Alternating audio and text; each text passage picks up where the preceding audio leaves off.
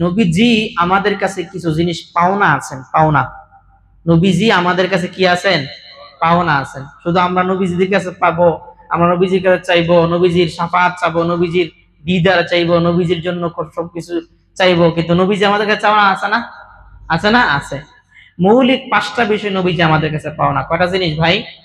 একটু বলেন কয়টা জিনিস? হ্যাঁ, এই 5টা জিনিস যদি মনে রাখা যায় ভালো, আর মনে না রাখলেও একটু জেহানে রাখবেন যে 5টা জিনিস আমাদের নবীজি আমাদের কাছে পাওনা আছেন। কি কি জিনিস? 1 নম্বর ইমানত। ইমানত বলতে ইমান, নবীজির উপর ইমান আনা, নবীজি আমাদের কাছে পাওনা। এটা ব্যাখ্যা আমি সামনে বলতেছি। 2 নম্বর এতাআত। এতাআত মানে অনুসরণ। নবীজি আমাদের কাছে তার আমাদের অনুসরণ, নবীজির অনুসরণ আমাদের করতে হবে, সেটা আমাদের কাছে পাওনা। 3 নম্বর আজমত, সম্মান, যে নবীজি আমাদের কাছে সম্মান পান, নবীজি আমাদের কাছে সম্মান পাবেন। 4 নম্বর হলো নবীজি আমাদের কাছে মহাব্বত পান, আল্লাহ মহাব্বত, নবীজি আমরা নবীজিকে মহাব্বত করব। 5 নম্বর হলো নবীজি আমাদের কাছে যে জিনিসটা পায় সেটা হলো নবীজি আমাদের কাছে সবচেয়ে সালাত, বা যেটা আমরা সালাম বলি, সালাত এবং সালাম পাওনা। এই 5টা জিনিস মৌলিক আমাদের কাছে নবীজি পায়। 1 নম্বর যে জিনিসটা সেটা হলো ইমান। ইমান আমাদের কাছে পাওনা, অর্থাৎ নবীজির উপর ইমান আনা। আমরা ইমানি মুজমালি করেছি, ইমানি মুফাসসাল নয়, ইমানি মুজমাল, যেটা ইজমালি যে 6 বিষয়ের উপর ইমান আনা, ইমানি মুফাসসাল যেটা 6 বিষয়ের ইমান আনা, সেটার মধ্যে আমরা পড়েছি আমানতু বিল্লাহি ওয়া মালাইকাতিহি, যারা পারেন পড়েন, ওয়া কুতুবিহি ওয়া রুসুলিহি ওয়াল ইয়াউমিল আখিরি ওয়াল কদরি খাইরিহি ওয়া শাররিহি মিনাল্লাহি তাআলা ওয়াল বা'সি বা'দাল মাউত। এহলে ইমানে মুফাসসাল 6টা বিষয়ের উপর ঈমান আনা। এর মধ্যে একটা কি? নবীজির উপর ঈমান আনা। আল্লাহ রাব্বুল আলামিন কোরআনে কারীমের মধ্যে বলেছেন যে নবীজি আপনি আপনার উম্মতদেরকে জানায়া দেন তারা যেন আপনার উপর ঈমান আনে। সূরা ফাতহের 9, 10, 11 এই সমস্ত আয়াতগুলো দেখলে খেয়াল করা যায় আল্লাহ রাব্বুল আলামিন ঈমানের ব্যাপারে আলোচনা করেছেন। এক আয়াতে সূরা ফাতহের আল্লাহ বলেন লিতুমিনু বিল্লাহি ওয়া রাসূলিহি ওয়া তুআজ্জিরুহু ওয়া তুওয়াক্কিরুহু ওয়া তুসাব্বিহুহু বুকরাতাও ওয়া আসীলা। আল্লাহ বলেন লিতুমিনু বিল্লাহ, তোমরা আল্লাহর উপর ঈমান আনা। লিতুমিনু বিল্লাহি ওয়া রাসূলিহি, এবং আল্লাহ এবং আল্লাহর রাসূলের উপর ঈমান আনবা। এরপরে নবীজিকে বলা হয়েছে যে এরপরে কি করবে তোমরা? লিতুমিনু বিল্লাহি ওয়া রাসূলিহি ওয়া তুআজ্জিরুহু ওয়া তুওয়াক্কিরুহু। এরপরে নবীজির ইজ্জত সম্মান তোমরা দিবা, অর্থাৎ তোমাদের সামনে নবীজির ইজ্জত বুলন্ডিত হবে, তোমাদের সামনে নবীজির ইজ্জত নষ্ট হবে, কম হবে। কেউ নবীজির ইজ্জত নিয়ে কথা বলবে, তুমি হিম্মত বেশি থাকবে, সেটা কখনোই হতে পারে না। এটা আমাদের নবীজির কাছে পাওনা। এই জন্য তো উলামায়ে কেরাম নবীজির বিরুদ্ধে কথা বললে তখন উলামায়ে কেরাম গর্জে ওঠেন, উলামায়ে কেরাম প্রতিবাদ করেন, ফেসবুক বিভিন্ন অনলাইন অফলাইনে প্রতিবাদ করেন। আমরা বলি হুজুর এই, অনেকে আমরা তো বলি যে হুজুর কি দরকার এই প্রতিবাদ করে, কি লাভ হয়? সেটা হলো আমার ঈমানের দাবি যে আমি নবী, আল্লাহ তাআলা বলেছেন ওয়া তুআজ্জিরুহু ওয়া তুওয়াক্কিরুহু, যে নবীজির সম্মান ইজ্জত তোমাদেরকে দিতে হবে। কেউ তোমাদের সামনে নবীজির ইজ্জত নিয়ে কথা বলবে, ইজ্জত নিয়ে কাজ করবে, তুমি বসে থাকবে, কেউ বলে স্টপ হয়ে থাকবে, চুপ হয়ে থাকবে, এটা হতে পারে না।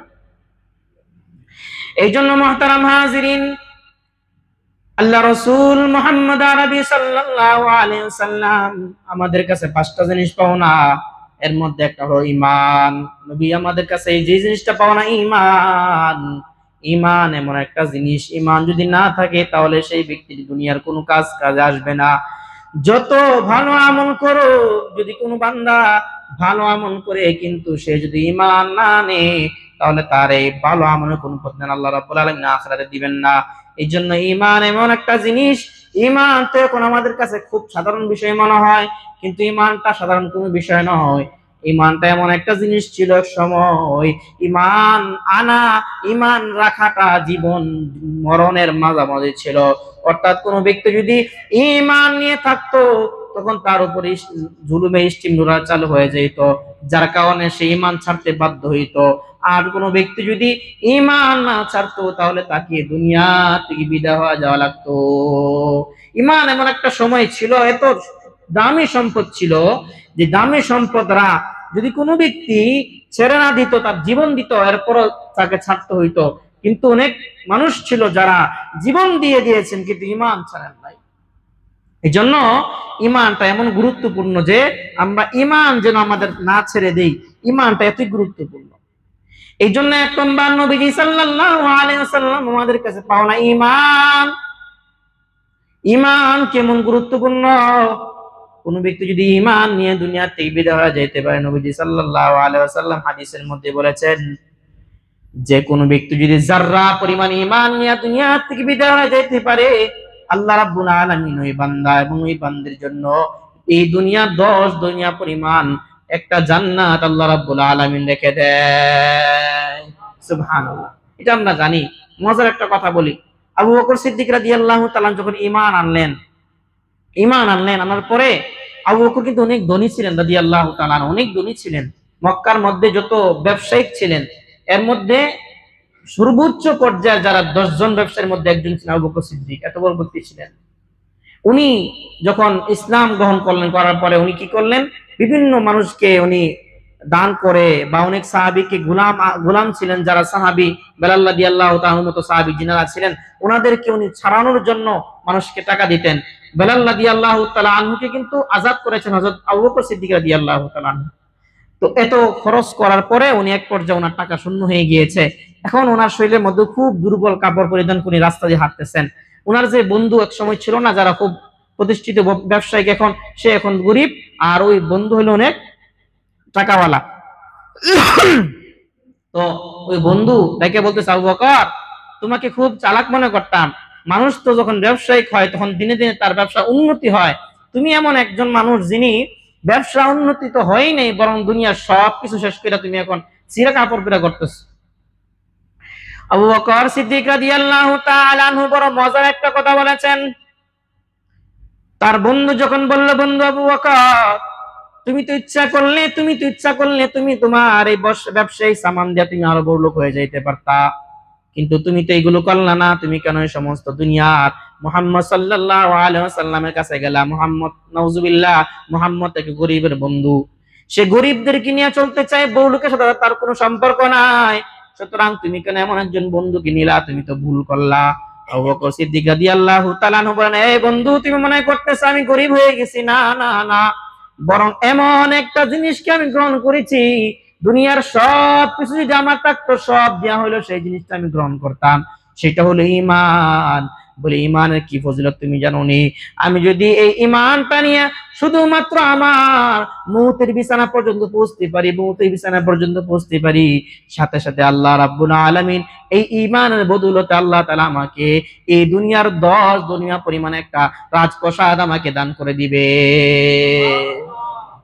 বলে, আবু বকর সিদ্দিক বলেন, তাহলে আমি তো লস খেলাম না লাভ পেলাম?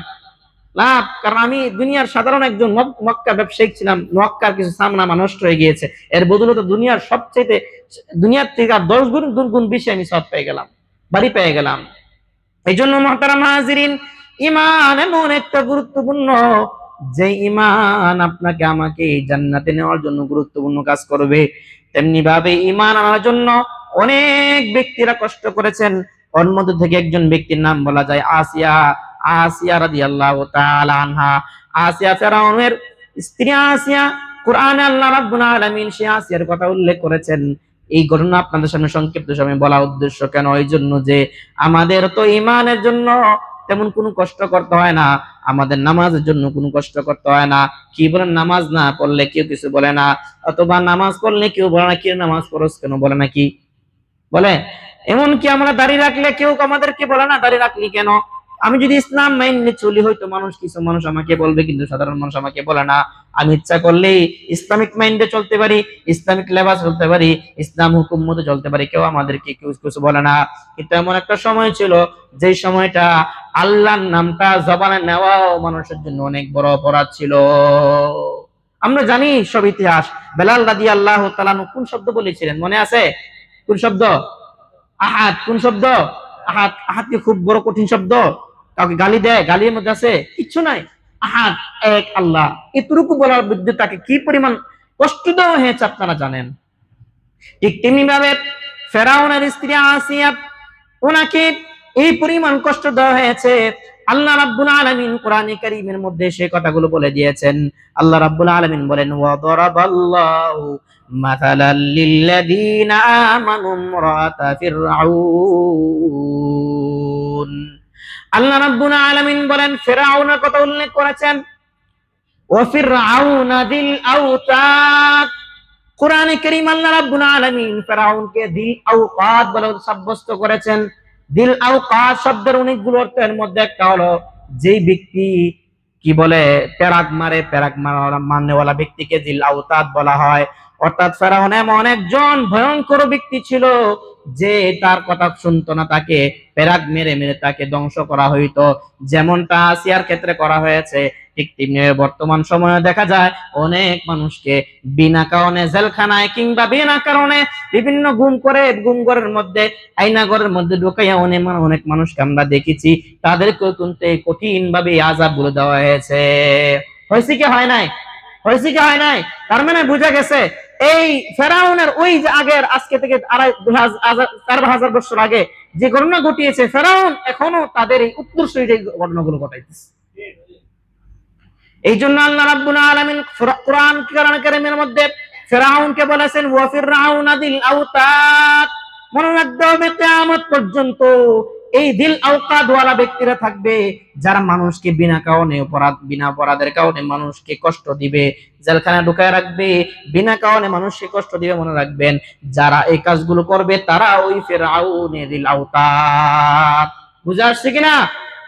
এই জন্য মুহতারাম হাজিরিন, ফেরাউন যখন ফেরাউন তার স্ত্রী, তার বিবি, সে যখন এক আল্লাহর কথা বলল, এক আল্লাহ লম্বা করোনা বলার পর এখন তাকে বলা হইলো, তোমাকে সুযোগ দেওয়া হইলো, তুমি তাড়াতাড়ি এক আল্লাহ বলা থেকে বন্ধ করে দাও। ফেরাউন যখন এই কথাগুলো বলল, ওই আসিয়া বলল, না না, আমি আমার এক মালিককে ছাড়তে পারবো না, ঈমান ছাড়তে পারবো না। যখন এই কথাগুলো বলা হইলো, আল্লাহ রাব্বুল আলামিন তখন বললেন, ফেরাউন এই আসিয়াকে কি করলো? বলে আসিয়াকে একটা তক্তার মধ্যে শোয়াইয়া দিল, যে তক্তার উপরের মধ্যে ছিল তার কাটা অথবা লোহা জাতীয় জিনিসগুলো, যেগুলো শরীরের মধ্যে আটকাবে, শরীরের মধ্যে প্রবেশ করবে এমন হবে। এই অবস্থায় ফেরাউন যখন আসিয়াকে ধরে নিয়ে ওই জায়গার মধ্যে নিয়ে যাইলো, নিয়ে যাওয়ার সময় তার সমস্ত কাপড়গুলো খুলে দিল, উলঙ্গ করে দিল তাকে। ওই অবস্থায় ফেরাউন যখন এমন একটা নির্যাতন করতে শুরু করে দিল, আসিয়া রব্বুল আলামিনের কাছে গুরুত্বপূর্ণ একটা কথা বলেছেন, সেই কথাটা আল্লাহ তাআলা কোরআনের মধ্যে বলে দিয়েছেন। আল্লাহ রাব্বুল আলামিন বলেন, ইয ক্বালাত রাব্বি বিনিলি ইনদাকা বাইতান ফিল জান্নাতি ওয়া নাজ্জিনি মিন ফিরআউনা ওয়া আমালিহি ওয়া নাজ্জিনি মিনাল কওমিয যালিমিন। বলেন আল্লাহু আকবার। আল্লাহ রাব্বুল আলামিন বলেন, ফেরাউনকে যখন ফেরাউন যখন আসিয়াকে ওই জায়গার মধ্যে নিয়ে যাওয়া হলো, তাকে নির্যাতন করবে, তাকে ওই তক্তার মধ্যে শোয়া দিবে। উলঙ্গ অবস্থায় শোয়া দেওয়ার আগে ফেরাউন যখন তাকে এই অবস্থায় নিয়ে গেল, তখন আল্লাহ রাব্বুল আলামিনের কাছে আসিয়া ডাক দেয়া কয়, আল্লাহ রাব্বি বিনিলি ইনদাকা বাইতা। আল্লাহ রাব্বুল আলামিনের কাছে ফেরাউনের স্ত্রী আসিয়া বলেন, আল্লাহ আপনার কাছে একটা জিনিস আমি চাই। কি চাই? বলে, আল্লাহ আপনাকে দেখতে চাই। বলেন আল্লাহু আকবার। আল্লাহ আপনাকে দেখতে চাই। মুফাসসিরিনে কেরাম বলেন, আল্লাহ রাব্বুল আলামিন সাথে সাথে তাকে দেখা দিয়েছেন এবং বলেছেন, আমি তোমাকে দেখা দিলাম। শুধু তাই নয়, সে বলেছে, আল্লাহ রব্বি বিনিলি ইনদাকা বাইতান ফিল জান্নাহ। আল্লাহ আপনাকে আমি দুনিয়ার জগতে দেখলাম, কিন্তু আল্লাহ দুনিয়া থেকে বিদায় হয়ে যাওয়ার পরে যদি আপনাকে আমি দেখতে না পাই, তাহলে আমার জন্য হয়তোবা কেউ থাকবে না। এই জন্য আল্লাহ জান্নাতের মধ্যে আপনার কাছে, জান্নাতের ভিতরে আমার জন্য একটা বাড়ি ঘর করে দিবেন, যেই ঘরের মধ্যে আমি অবস্থান করব। বলেন সুবহানাল্লাহ। এই কথা বলে রব্বি বিনিনি ইনদাকা বাইতান। মুফাসসিরিনে কেরাম বলেছেন, এখানে বলেছেন, উনি বলেছেন ইনদাকা বাইতা, বাইতান ইনদাকা বলেন না, ইনদাকা বাইতান। তার মানে আল্লাহর কাছে বলেছেন, আল্লাহ আপনি আপনার কাছে যেতে চাই, আপনার কাছে থাকতে চাই, আপনার নিকটবর্তী হইতে চাই। আল্লাহ মেহেরবানি করে আপনি আমাকে আপনার নিকটবর্তী হওয়ার তৌফিক দান করে দেন। সুবহানাল্লাহ। এইটা ফেরাউনের স্ত্রী আল্লাহ রাব্বুল আলামিনের কাছে বলেছিলেন, যার কারণে ফেরাউনের স্ত্রীকে আল্লাহ তাআলা এতটাই গুরুত্ব দিয়েছেন যে ওনার জন্য আল্লাহ তাআলা জান্নাতের নিয়ামতগুলো ওনার সামনে তুলে ধরে দিয়েছেন। যখন জান্নাতের নিয়ামতগুলো ওনার সামনে তুলে ধরা হয়েছে, উনি দেখতেছেন, মালিককে দেখতেছেন, জান্নাতের নিয়ামতগুলো দেখতেছেন, ওইদিকে ওনাকে ওই অবস্থায় ওনার শরীরের উপরে সেই যে পেরাকগুলো সেগুলো তাকে দেওয়া হয়েছে, শরীরের উপর পেরাক ঢুকছে, কিন্তু উনি বলেন যে আমার কাছে একটু কষ্ট হয় নাই। বলেন সুবহানাল্লাহ। আল্লাহ রাব্বুল আলামিন বলেন, ইয ক্বালাত রাব্বি বিনি লি ইনদাকা বাইতান ফিল জান্নাতি ওয়ানাজ্জিনি মিন ফিরআউনা ওয়া আমালিহি ওয়ানাজ্জিনি মিনাল কওমিয যালিমিন। এরপরে ফেরাউনের স্ত্রী আসিয়া রাদিয়াল্লাহু তাআলা আনহা আল্লাহর কাছে আরো দুইটা আরজি করেছেন। এক নম্বর আরজি, আল্লাহ ওয়ানাজ্জিনি মিন ফিরআউনা, আল্লাহ ফেরাউন থেকে আপনি আমাকে মুক্তি দান করে দেন। ফেরাউনের কাছে আমি থাকতে চাই না, আপনার কাছে চলে যেতে চাই। তার মানে আল্লাহ আমি দুনিয়ায় থাকতে চাই না, আমি আপনার দিদারে চলে যেতে চাই। বলেন সুবহানাল্লাহ। আল্লাহ আপনি আমার কাছে, আমি আর দুনিয়া থাকতে চাই না, আমি আপনার কাছে চলে আসতে চাই। দুই নম্বর আল্লাহ ওয়া আমালিহি, আল্লাহ যারা আমাদেরকে উপরে জুলুম করে, যারা আমাকে উপরে জুলুম করতেছে, ফেরাউন আমার উপরে জুলুম করতেছে, এই জুলুমের কারণে আল্লাহ না জানি আমার আমলগুলো নষ্ট হয়ে যায়, না জানি আমার আমল নষ্ট হয়ে যায়, ঈমান নষ্ট হয়ে যায়। এই জন্য আল্লাহ মেহেরবানি করে আপনি আমার আমল এবং ঈমান রক্ষা করার ব্যবস্থা করে দেন। সুবহানাল্লাহ। এই জন্য বন্ধু, এই জিনিসটা আমাকে বলার উদ্দেশ্য যে কঠিন মুসিবতে, জালেমের জুলুমের মুখে যখন আমরা পড়ে যাব, তখন যেন এই কথা আল্লাহর কাছে বলি, আল্লাহ এই জালেমের জুলুমের কারণে যেন আমাদের ঈমানটা হারাইতে না হয়, আমাদের আমলগুলো নষ্ট না হয়ে যায়। কারণ হলো অনেক ক্ষেত্রেই দেখা যায় জালেমের জুলুমের শিকার হয়ে বহু মানুষ বেঈমান হয়ে যায়। হয় কি না, হয় না ভাই? এই জন্য মুহতারাম হাজিরিন, এই ফেরাউনের স্ত্রী আসিয়া রাদিয়াল্লাহু তাআলা আনহা উনি আল্লাহর কাছে কি চেয়েছেন? আল্লাহর কাছে উনি চেয়েছেন, আল্লাহ আমার ঈমান এবং আমল যেন নষ্ট না হয় সে ব্যবস্থা আপনি করে দেন। ওয়ানাজ্জিনি মিনাল কওমিয যালিমিন, আল্লাহ আপনি আমাকে এমন এক জাতি থেকে হেফাজত করেন যারা জালেম, অর্থাৎ জালেমদের কাছ থেকে আপনি আমাদেরকে বাঁচায় রাখেন। তাহলে এই ঘটনা দ্বারা যে জিনিসটা আপনাদেরকে বোঝানোর উদ্দেশ্য, সেটা হলো যে ফেরাউন যেমন ভাবে তার জুলুম করেছে ঈমানের জন্য, আসিয়া ঈমান ছাড়েন নাই। ঈমান না ছাড়া কারণে আল্লাহ তাআলা তাকে জান্নাতে বাড়ি করে দিয়েছেন। আমরা সবাই গজলের মধ্যে শুনি না, মালি